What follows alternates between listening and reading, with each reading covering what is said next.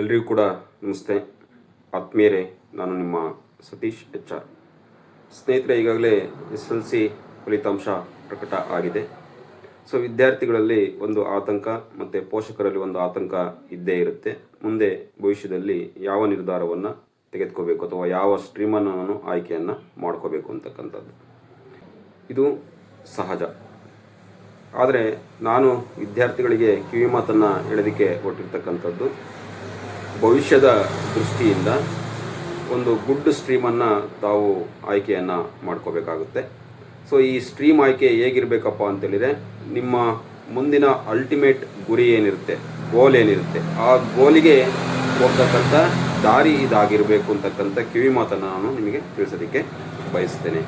ಅಂದರೆ ನಾನು ಆರ್ಟ್ಸನ್ನು ತೆಗೆದುಕೊಂಡ್ರೆ ನನ್ನ ಮುಂದಿನ ಗುರಿ ಏನು, ನಾನು ವಿಜ್ಞಾನ ವಿಭಾಗವನ್ನು ಆಯ್ಕೆಯನ್ನು ಮಾಡಿಕೊಂಡ್ರೆ ನನ್ನ ಮುಂದಿನ ನಿಲುವೇನು, ಗುರಿ ಏನು, ನಾನು ವಾಣಿಜ್ಯ ವಿಭಾಗವನ್ನು ಆಯ್ಕೆಯನ್ನು ಮಾಡಿಕೊಂಡ್ರೆ ನಾನು ಮುಂದೆ ಯಾವ ಗುರಿಯನ್ನು ನಾನು ತಲುಪಬೇಕಾಗುತ್ತೆ ಅಂತಕ್ಕಂಥದ್ದನ್ನ ನಿರ್ಧಾರವನ್ನು ಮಾಡಿಕೊಂಡು ಮುಂದೆ ನೀವು ಏನಾಗಬೇಕು ಅಂತಿದ್ದೀರಾ, what is your dream and goal, ಇವೆರಡನ್ನೂ ಕೂಡ ಆಧಾರವಿಟ್ಕೊಂಡು ಒಂದು ಒಳ್ಳೆ ಸ್ಟ್ರೀಮನ್ನು ಆಯ್ಕೆಯನ್ನು ಮಾಡಿಕೊಂಡ್ರಿ.